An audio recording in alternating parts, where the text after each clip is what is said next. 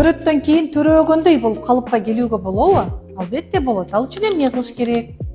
Төмөнкү булчуңдарды иреттеш керек. Төмөнкү булчуңдарды эмне кармап турат? Жамбаш түйүндөгү булчуңдар жана жамбаш түйүнүнө байланышкан диафрагма бар, суставтарыбыз бар, майда көзгө көрүнбөгөн капиллярдык кан тамырлар бар. Мына ушунун баары менен иштегенде эч кандай төрөгөндөй болуп кайрадан калыбыңызга келе аласыз. Стресске кирип кеткен аялдарда кечире калыбына келиши мүмкүн. Ошондуктан мен онлайнда да, офлайнда дагы жан дүйнө сабактарымды, гимнастикаларымды бири-биринен бөлө албаймын. Демек бул деген сөз кандай учур болбосун сизде жыйынтык болот деген сөз. Эгер 10 бала төрөсөңүз дагы, 5 бала төрөсөңүз дагы кайра калыбына келүүгө сөзсүз мүмкүн. Ден соолугуңузга, дене мүчүңүзгө кам көрөм десеңиз, кайрадан калыбыма келем десеңиз, анда менин окууларыма катышыңыз.